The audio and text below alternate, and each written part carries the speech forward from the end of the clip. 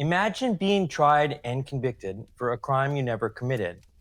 Now imagine that crime was one of the biggest headlines around the world. Finally, imagine that you spent decades in jail for doing that crime, are free in body, but your own son is not sure his father isn't a murderer. Being that our premiere Fireside Chiller explored the enigmatic death of James Dean, and last week we dove into the tragic events surrounding Natalie Wood's passing, it would only be fitting this week to explore the narrative around the last member of the Rebel Cursed Trio to die of extenuating circumstances and before his time, Salvatore or Sal Mineo.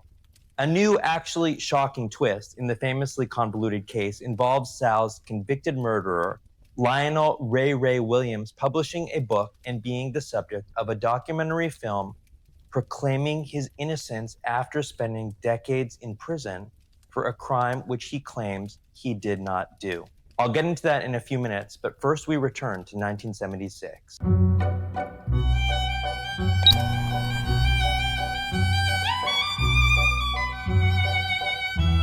The post-rain air was crisp as 37-year-old Sal Mineo arrived back at his apartment complex from a rehearsal the night of February 12, 1976.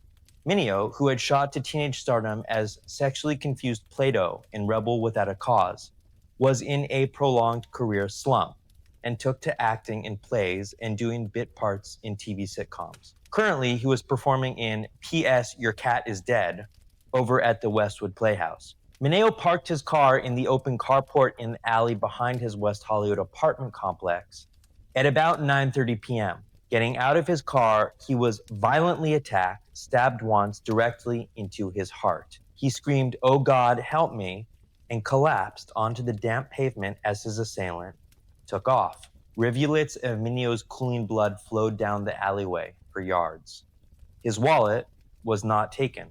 From the start, Mineo's violent murder was plagued with murkiness and confusion. Witness statements spoke of a tall Caucasian male with long blonde curly hair disappearing into a yellow Toyota before driving off with an accomplice. Because Sal, who was openly bisexual, had a personal life that in 1976 was considered to be lurid and somewhat taboo, detectives focused on a possible lover's quarrel or drug deal gone bad, or even combination of both. After several months of speculation and dead-end leads, LAPD identified and arrested Lionel Ray Williams, who is 5'5" and black, for the murder of Sal Mineo. Williams, then in prison for another crime, was allegedly overheard boasting to his cellmate that he was, quote, the guy that killed Sal Mineo. He would later be charged with another robbery that same night. Williams had allegedly been lying in wait in the carport to rob the first passerby, but when Mineo came home and saw the intruder, he began to cry out. Williams then panicked, stabbed him, and fled in the getaway car. Williams was tried, convicted, and sentenced by a jury of his peers to 51 years in jail. The authorities had their man, Mineo's death was avenged, and the world marched on, well, sort of. From the start, there were nagging, inconvenient questions about Williams' conviction. First of all, he was not tall, Caucasian, or blonde. Furthermore, every bit of evidence used to convict him was circumstantial.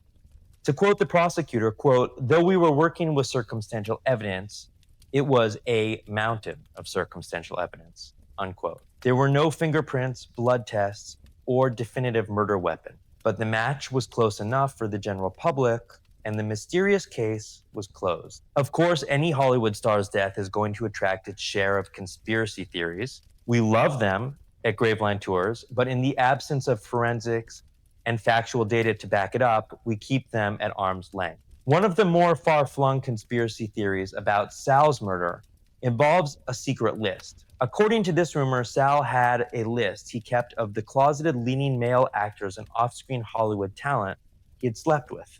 Weeks before he was killed, he threatened to release it to the public. As we know, Sal was not robbed, but rumor has it the file containing the secret list vanished from his apartment. While compelling and also delicious, there is no written documentation to support this theory. But one man was not content to close the Sal Mineo death case file: his killer. In 2024, Lionel Ray Williams published the book 51 Years to Life, in which he detailed what seems to be almost a surreal accounting of his experience being accused, tried, and convicted for Mineo's murder. Ray Ray's book most certainly would fall under the definition of a conspiracy theory. However, in this one, the victim was not Sal. On surface, Williams' story seems far-flung too. He had an existing criminal record for bounced checks.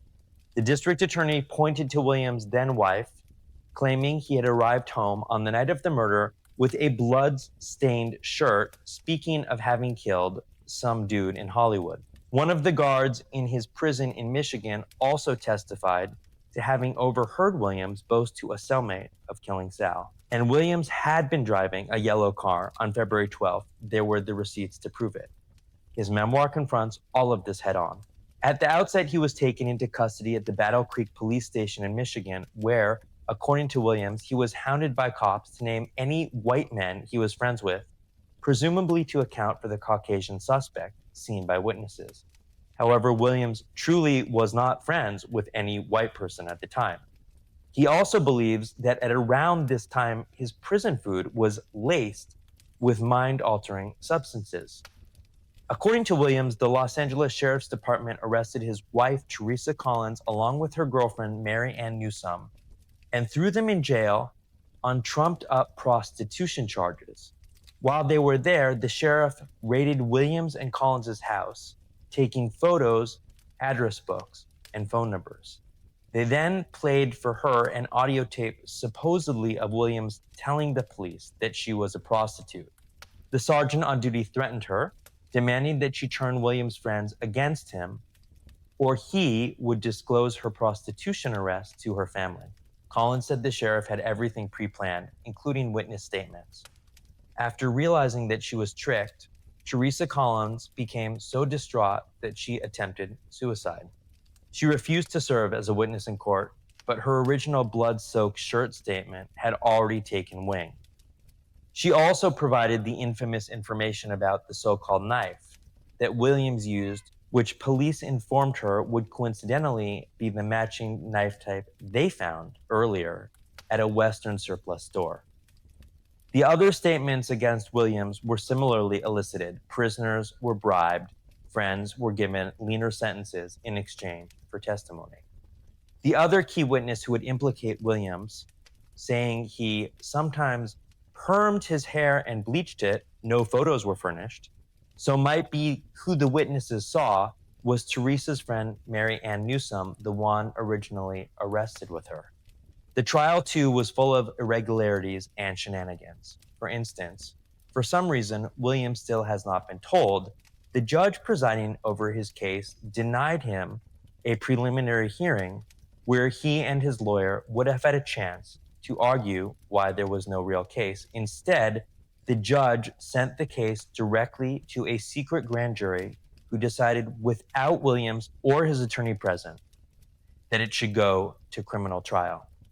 Incidentally, when an attorney recently looked for the original trial transcript on Williams' behalf, they were told it no longer exists. The lawyer originally hired by Ray Ray's father was suddenly accused at the outset by a key prosecution witness of having called them on the phone, thus creating a conflict of interest, and got replaced. Williams, who was then out of funds, wrote that the new public attorney was asleep for half the trial. He never once asked any of the eyewitnesses who testified whether they could identify Sal Mineo's killer in the courtroom. Incredibly, the appellate court wrote in its decision against Williams' appeal that, quote, although individual witness statements are in part arguably entitled to little consideration standing alone, the collective identifications tend in some logical way to implicate the defendant, unquote. After his conviction, Williams' public attorney told the news media that he was devastated and swore to fight the verdict, then totally stopped speaking to Williams.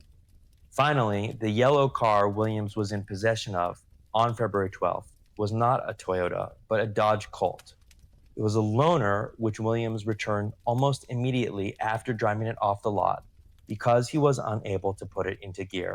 For some reason, the mileage driven was missing from the receipt provided to authorities. Ray Ray Williams does not have money or a formal education. If you read his book, you might be put off by its grammatical errors or excessive swearing. Whether you choose to believe his story, what Ray Ray indisputably has is an authenticity about him and his writings.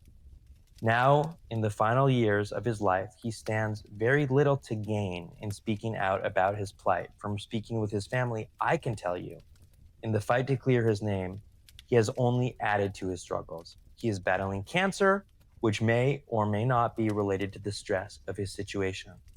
But for Ray Ray, there is something that matters more to him than his health or comfort. And that's exonerating the name he leaves behind to his son in this life. It's hard to think, unless someone was really certain of their innocence, they'd put themselves through all this. It cannot be overlooked that the possibility of Ray Ray's innocence raises an entirely new, equally fascinating series of questions, namely, who did kill Sal Mineo? Could there have really been a list? And above all, who wanted his murder to be pinned so very badly onto someone else and with such urgency? Thanks for joining us for this week's Fireside Chiller. If you liked the video and want to see more, by all means, subscribe to our channel. Follow us on the Gram, Facebook, and TikTok at Graveline Tours for great gruesome content, and claim your free LA Crimes delivery at www.graveline.rip. Next time in LA, be sure to come visit us on a Graveline tour. And above all, remember, you only die once.